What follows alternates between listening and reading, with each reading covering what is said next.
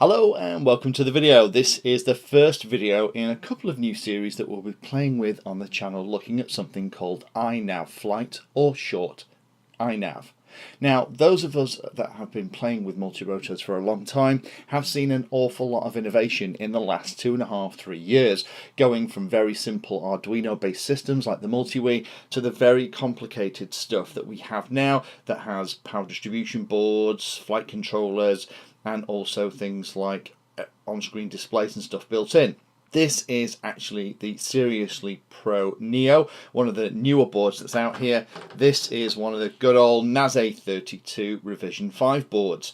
Now, in the series that we've done on things like the Seriously Pro SP3, the NAS-A Setup series, and lots of others as well, we've gone to the trouble of adding GPS modules, but those GPS modules that we added were only really useful for displaying the GPS coordinates on things like an on-screen display. They couldn't be used for GPS flight modes. Now, iNav changes all of that, and that's why I'm interested in doing a series here and exploring and documenting our experiences with iNav as we go through. So first of all, let's talk about what iNav is, why we need it, and what it potentially will do for us. We'll go through some of the bits and talk about the setup, where you get it from, because what we're going to do is set it up on a multirotor, probably a little quadcopter, and we're also going to set it up in a fixed wing as well. That will allow iNav to both give us normal flight control that we have with a multirotor, and give us back the GPS flight modes that we lost when MultiWii kind of became end of life, and then also be able to pop it into a plane and have that same functionality in a fixed wing, which is something I'm particularly interested. I've got a couple of friends who can sometimes get into trouble with fixed wings when flying at the edge of the field. They lose orientation, and being able to flick an adhere switch and have it fly back to them level and safely would be worth its weight in gold. So before we get into the nitty-gritty, let's just talk a little bit about why we have iNav. So to understand where iNav has come from, we have to go right back to the very first series that we did here on the channel. I think we're going back to about 2013, potentially even a little earlier. And we need to talk about something called MultiWii. Now, MultiWii was one of the first flight controllers that we got involved in, and it really kick-started an awful lot of the things that we did on the channel. It's an 8-bit technology. It wasn't particularly clever, wasn't particularly advanced, but the control software that went onto MultiWii was actually very capable. It provided basic stabilization, rate modes, acro, all those kind of things that you'd expect, as well as a nice self-level mode. But the things that really made it fantastic were it had a couple of GPS flight modes. We had one called GPS Return to Home, where, surprise, surprise, when you flicked it, it flew back to you. It didn't manage its own altitude, you had to manage that with a throttle, but it flew back to where it was armed, which is very handy for new pilots. And it also had something called GPS Hold. So if you wanted to essentially park it in the sky, it would use the GPS, the barometer, to maintain its position in 3D space. It wasn't perfect, it would wander a couple of feet side to side and up and down as well, but it would pretty much stay where you parked it. When MultiWii started to get a little bit long in the tooth and the 8-bit code and flight controller were considered a little bit old, then there was a lot of work by Timecop and a number of other people to convert that code into a 32-bit implementation that would run on things like the NAS-A32 boards. That was called BaseFlight.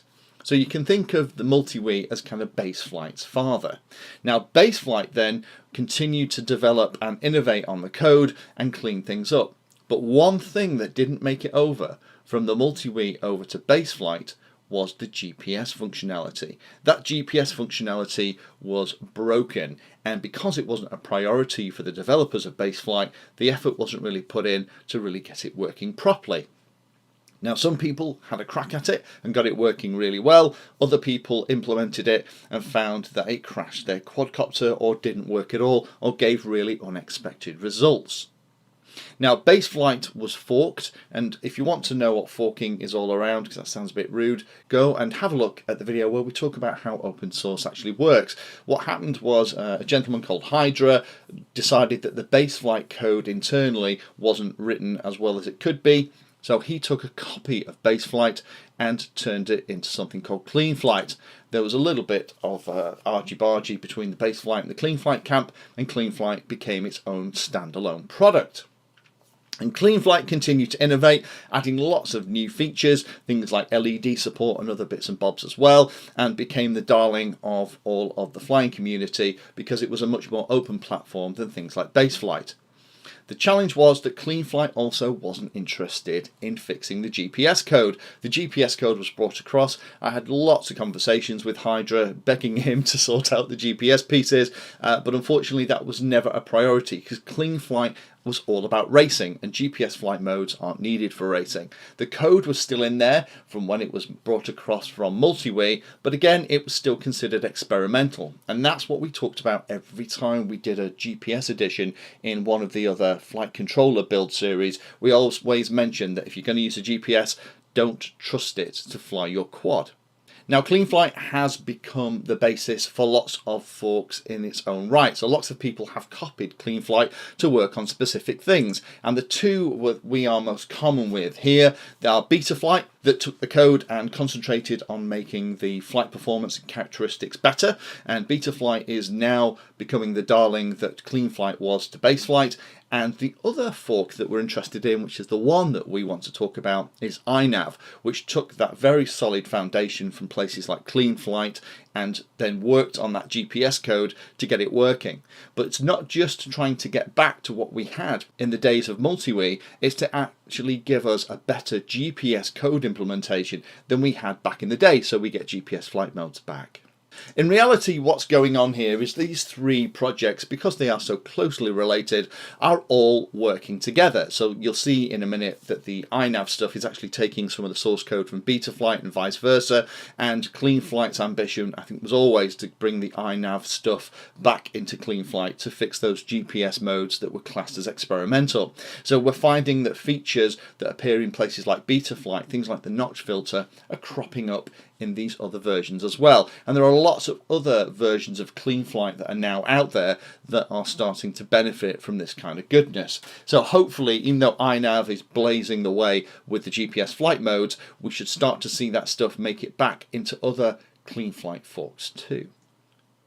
So what's the big deal with iNav? Well, the first thing, of course, is that we're going to get our GPS flight modes back. Now, the code that's in iNav is completely different and completely written from the stuff that's in MultiWii that came across into Base Flight and into Clean Flight. So it uses the accelerometers and some quite clever stuff to give us these flight modes back. Now, the flight modes that we're going to get are going to be a 3D GPS hold. So by using the barometer or altitude hold settings with GPS hold gives us the ability to park the craft in 3D space. We also get GPS return to home, where it will fly back to a predetermined position. That's normally going to be where you arm the craft. It automatically saves that location when you do the arming, so you need a GPS lock before you take off. And you can change a lot of the behaviors here about how it actually flies back to you. In the old MultiWii days, it just flew back with the pilot controlling the height via the throttle. In iNav, you can actually decide how you want that to happen, whether it's a particular height you want, whether it's the maximum height you've had during the flight, whether it's an additional height over the height that the GPS return to home was enabled, and we'll look at all that later in the series. The last thing is mission flying, and you can upload a number of waypoints, so you can do simple mission flying, so the craft will fly autonomously to those points to fly that mission. And we've seen those kind of things with APM and Pixhawk. The exciting thing is, as of version 1.5, which was released at the end of 2016, all the multi-rotor stuff is pretty much locked, sorted, and working beautifully. The effort at the moment, from what I believe, is going into all the improvements for the fixed wing pieces too. It does support both multi-rotors and fixed wing. So initially in this series, we'll pop it onto a multi-rotor and get that going, and then we'll also add it into a fixed wing too. I'm very interested in being able to add these kind of features and functionality for the sake of a 20-25 quid flight controller and a 20 quid GPS module. In the series, we are going to use an F3 based flight controller. You want to use a flight controller that has an onboard barometer. The barometer is used to monitor and measure height. So that's something you're going to need. Having an onboard magnetometer can be handy, but there are a couple of flight controllers coming out now that have the normal 6 DOF boards. And if you're not sure about DOF, go and have a look at our video where we explain about DOF, or degrees of freedom. And the 6 DOF board is one that has a 3-axis accelerometer and a 3-axis gyro. And the 7 DOF board is one of those that also has a barometer as well. You can absolutely use boards that also have an onboard magnetometer, but there is a little bit of a challenge with that. For some of the smaller builds, the magnetometer really needs to be 3 or 4 centimeters away from the power lines that are supplying the ESCs and motors, because the magnetometer is very sensitive to changes in magnetic fields. Now, in the model that we're playing with here, we're going to use our old trick of putting a little bit of mu metal underneath the flight controller, because we simply don't have the space in this model to mount the flight controller that far away from the power systems.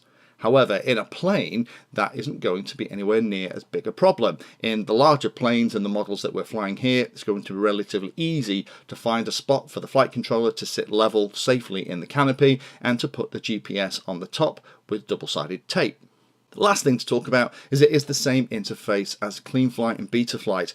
The guys have updated the interface so that you can configure the iNav bits and pieces in something that looks and feels very, very familiar to those of us that have used Clean or Betaflight over the last couple of years. So to set it up is very straightforward. It's very, very similar to what we've done in a lot of the other videos. So in the Nazi 32 series, in the SP3 series, we went through the trouble of adding a GPS.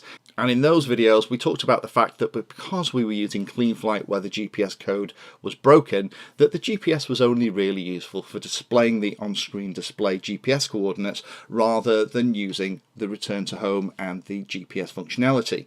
Now, some pilots tried the GPS stuff in CleanFlight and managed to get it working, but a lot of pilots had trouble. So there's all of the stuff that we're going to cover in this series is already in the wiki and documentation. So if you're interested in finding out a little bit more and reading up about it, I'll put a link to the wiki in the description. Go and have a look through it. The way it's laid out is fantastic. The guys have really put a lot of effort in trying to explain each individual step to go through to get to the other end and have a model that's going to fly well and also give you those GPS flight modes back. The GPS setup should be a little easier in this than some of the stuff we've done before, because there is an auto configure thing in iNav that for a more modern GPS unit should automatically configure it and set it up. We can also use things like the GPS pass-through feature to allow us to connect GNSS software to configure it as well. And again, we'll look at that later in the series. But if you're interested in how you set up a GPS with something like an F3 based flight controller, then we definitely have those videos in the SP3 series in particular that will be handy while we're doing this series. But there are a few things that are different. The accelerometer calibration is a lot more complicated. In CleanFlight and Betaflight, so long as you set the craft level, you've hit the calibrate accelerometer button and it shows the craft as flat on the screen. That's done. In iNav, you have to put the craft, or the flight controller actually, not the craft itself, the flight controller in each of the 6 positions for each part of the orientation so that it knows what everything feels like. Now that seems really complicated, but that's very common on these flight controllers that you play with that have these GPS flight modes, and you'll have seen us doing similar things if you've watched things like the APM or the Pixhook videos. More care is needed with that magnetometer. We've talked about this already. If you have that magnetometer too near places where it's going to be interfered with, then the GPS flight modes will not work, or they will work poorly. Ideally, you want to be mounting your flight controller 3 or 4 centimeters away from your power electronics on your quad or your plane.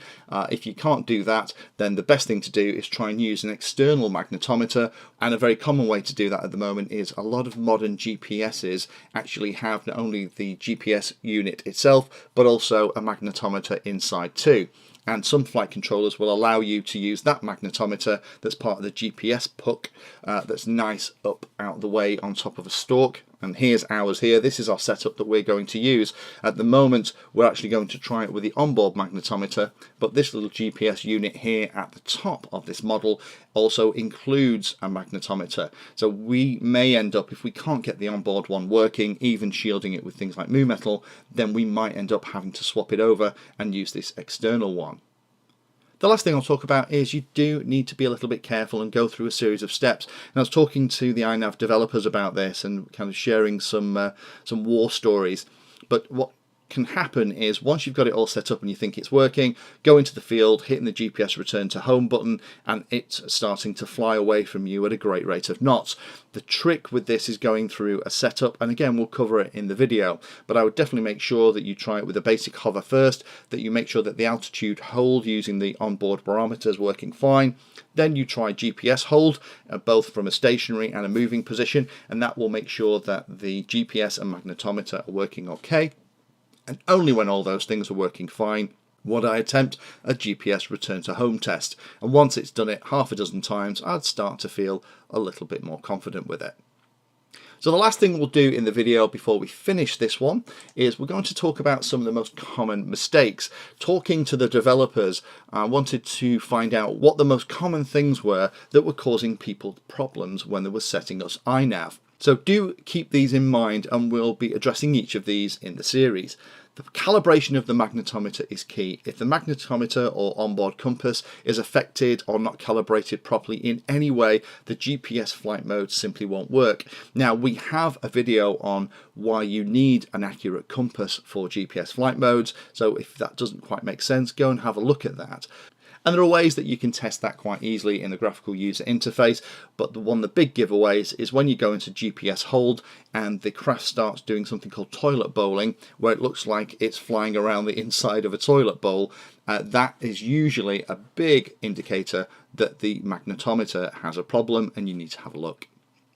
The other thing that catches a lot of people out is not performing that 6-position accelerometer calibration properly, because it's very different from the way that it's set up in CleanFlight and Betaflight, and the interface at the moment doesn't walk you through that process. If you hadn't read the wiki, then you can get a little bit caught out. Be aware the calibration process, and do just double check and read the notes whenever you're doing this. At the moment we're recording this as version 1.5 of the software. As the GUI and the code changes, these things might improve, change, so it's always worthwhile checking the documentation just before you go through the process. You do also need to protect your barometer from changes in temperature and also stray little bits of breeze as well. Now, the barometer is very sensitive. It's typically mounted underneath the flight controller, and you need to make sure that it's away from heat and light, because a barometer that is in bright sunlight will read differently to a barometer that is in the shade. So thinking a little bit about where you're putting your barometer, making sure it is covered with some open cell foam or away from prop wash is a good thing to be able to do.